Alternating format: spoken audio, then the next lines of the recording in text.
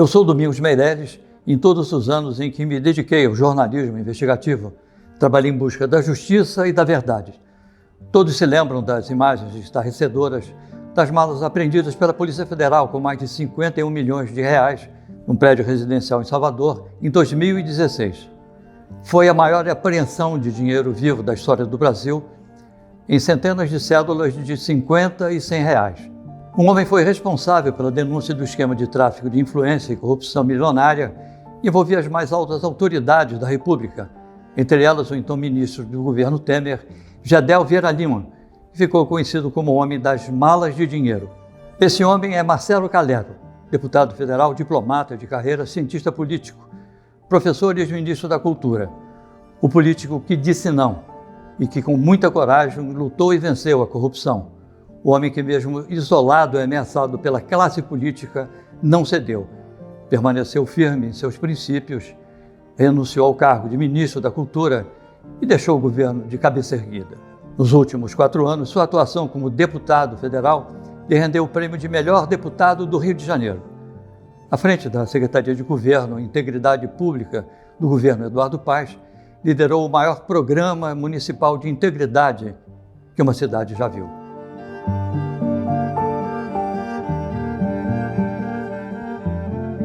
Eu tenho 3 perguntas a fazer a Marcelo Calero. Nós vamos remexer na história tão escandalosa para o Brasil como a do Gedel Vieira Lima e os mais de 51 milhões de reais em dinheiro vivo em malas num apartamento de Salvador. Tudo bem, deputado? Tudo bem. Muito obrigado pela entrevista. O Brasil ainda precisa conhecer algumas respostas sobre esse caso. Perfeito. Deputado, assim como todos os brasileiros, eu acompanhei esse episódio pela imprensa e ainda tenho na memória a lembrança de dinheiro vivo num bunker do ex-ministro Gedel Vieira Lima em Salvador. Como foi sustentar, desde o início, a posição que o senhor assumiu? Houve muita pressão do governo para que o senhor não tomasse aquela decisão? Sem dúvida, Domingos, houve muita pressão do governo para que eu decidisse pela interferência no IPHAN a favor do Gedel Vieira Lima. O que as pessoas têm que lembrar? Se tratava de um espigão de 30 andares, um edifício de alto luxo, na Ladeira da Barra, em Salvador. Cada apartamento, a estimativa é que custava 8 milhões de reais. E é curioso, né? Porque o Gedel, ele me pressionava dizendo assim: nossa, Marcelo, eu comprei um apartamento naquele edifício com toda dificuldade e agora o IPHAN está lá e está embargando o edifício. Isso está prejudicando toda a parte de construção civil da Bahia. Ou seja, ele tentava, de certa forma, me convencer por meio de um discurso quase que social, né? Como se tratasse, sei lá, de um conjunto habitacional ou de um edifício para moradia de pessoas com necessidade, enfim, o que obviamente não era o caso, né? E você veja que esse edifício, inclusive, já tinha sido objeto de muita controvérsia, a Câmara dos Vereadores já tinha se pronunciado, né? E o processo tinha uma decisão muito técnica, muito robusta por parte do IPHAN, no sentido de que a construção não poderia acontecer, pelo menos da maneira como originalmente se propunha. Então o que acontece é que essa pressão do Gedel começa a acontecer de forma bastante contundente e até que o próprio presidente Temer começa a interferir também. Porque veja que em dado momento eu conto em detalhes para o Temer o que estava acontecendo. E qual foi a reação do presidente? Olha, a primeira reação dele foi no sentido de que eu estivesse seguro, tranquilo, porque ele me daria o respaldo no sentido de dizer ao Gedel que não tinha sido possível atender ao pleito dele, porque eu fui muito claro ao Temer. Eu disse a ele: olha, o órgão técnico já se pronunciou. Evidente que os interessados na construção podem recorrer do ponto de vista administrativo e até judicial, mas não há nenhuma interferência possível a mim como ministro da Cultura nesse estágio, até porque eu não faria, né? Eu não faria qualquer tipo de intervenção ou interferência no órgão técnico que já tinha se pronunciado, né? E curioso é que, sei lá, em menos de 48 horas o Temer resolve mudar seu posicionamento e me chama na sala dele para me enquadrar, né? Fala aquela famosa frase, né? Você tem que lembrar que a política tem dessas coisas. Como quem diz assim: olha, você que é menino, você que não entende muito bem como é que funciona aqui o ecossistema de Brasília, eu vou lhe explicar como é que funciona, né? Então a pressão deles só aumentou. eu tive a absoluta certeza de que não havia mais lugar para mim naquele governo. Porque o único objetivo não era desenvolver uma política de cultura, não era, né, fazer do Ministério da Cultura a ferramenta importante que ela é para o desenvolvimento do Brasil. O único objetivo ali era atender a um pleito feito pelo GEDEL. Não havia mais condições de Não havia mais continuar no condições. Porque o Temer estava muito claro no sentido de que o objetivo dele era atender ao GEDEL. Inclusive ele me fala isso, que o GEDEL estava muito irritado porque o seu pleito não havia sido atendido e que esse não atendimento estava criando dificuldades operacionais no gabinete. Esse foi o termo, inclusive, que o Temer usou. E ali eu vi que se eu não pedisse demissão, ia começar um processo de fritura da minha pessoa. E eu não poderia admitir aquilo, inclusive por uma questão de transparência e lealdade com o público, com as pessoas. Elas precisavam saber exatamente o que estava acontecendo ali. Eu pergunto, o senhor acha que pagou um preço muito caro por ter, primeiro, enfrentado uma ala do governo comandada pelo GEDEL e depois a reação do presidente? Olha, houve uma frustração pessoal, né, porque a certa altura você se dá conta de que o seu pensamento ali na gestão pública era quase que utópico, porque eu estava ali para trabalhar, né, para uma missão que me foi confiada de reestruturar o Ministério da Cultura, de colocar em prática os programas do Ministério, enfim, fazer com que a máquina do Ministério funcionasse.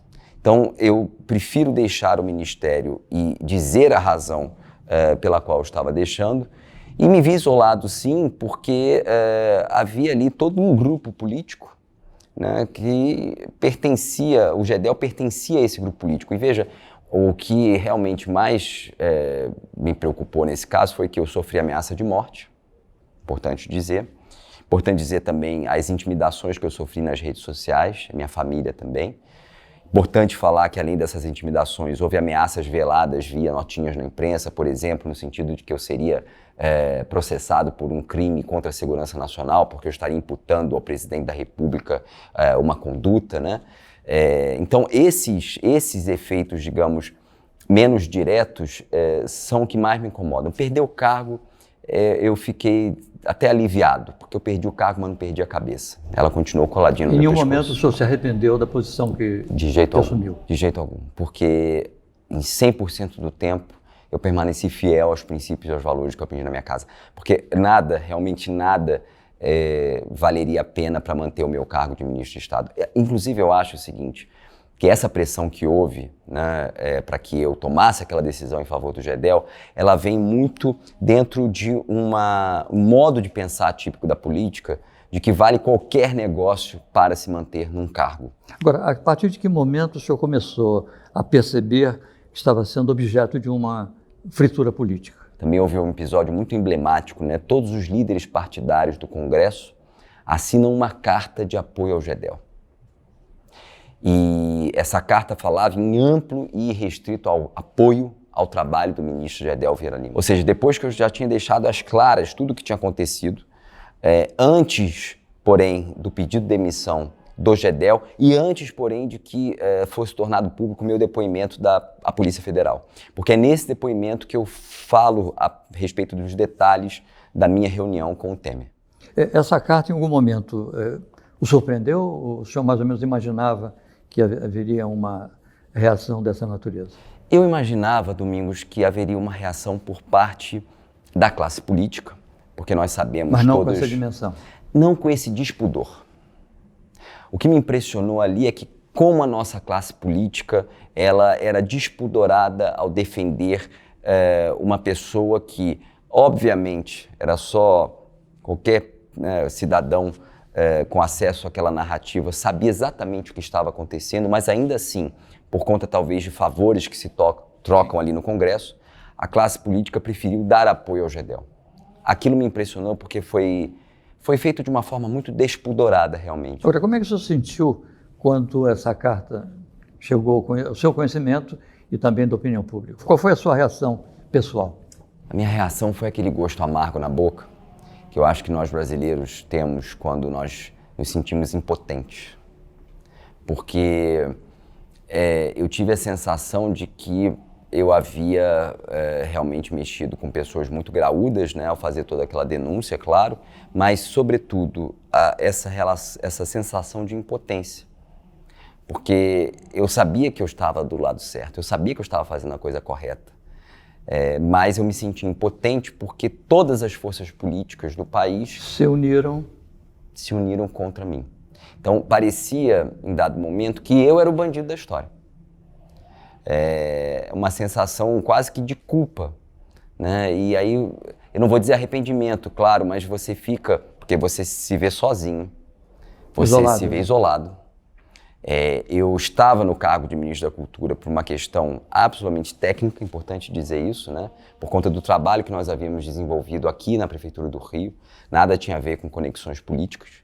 Então, eu me vi muito isolado, eu tive muito receio, realmente. Se eu não tivesse um respaldo familiar muito forte, e se eu não tivesse até um respaldo, eu diria, de fé, realmente, talvez eu não tivesse lidado com a coisa tão bem. É claro que é uma angústia muito grande, Sim. uma ansiedade, foram dias muito difíceis, né? Porque eu estava o tempo inteiro sendo surpreendido com notícias, né? Como essa carta, como a ameaça de morte que eu sofri. Veja, eu, um cidadão comum, que fui alçado ao cargo de ministro, e de repente tendo que lidar com a Polícia Federal, com depoimento, com uma realidade que é muito distante da nossa realidade. Agora, por que o senhor foi intimado pela Polícia Federal? Eu busquei a Polícia Federal. Foi uma iniciativa sua? Foi uma iniciativa minha. Eu busquei a Polícia Federal porque conversei com alguns advogados amigos meus que me falaram: Marcelo, você só tem uma alternativa. Você precisa buscar a Polícia Federal porque você precisa se respaldar. Você precisa desde logo... Para ter um amparo legal, né? Exatamente. Você precisa desde logo ter bastante bem documentada a sua versão dos fatos.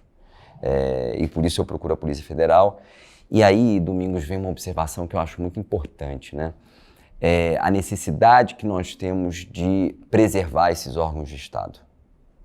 Ou seja, garantir que eles não tenham nenhuma influência por parte do governo de plantão, porque eles não estão ali para servir a nenhum governo, eles estão ali para servir ao Estado brasileiro e ao interesse público. E por que eu falo isso? Porque a Polícia Federal, naquele tempo, tinha sua autonomia bastante bem preservada.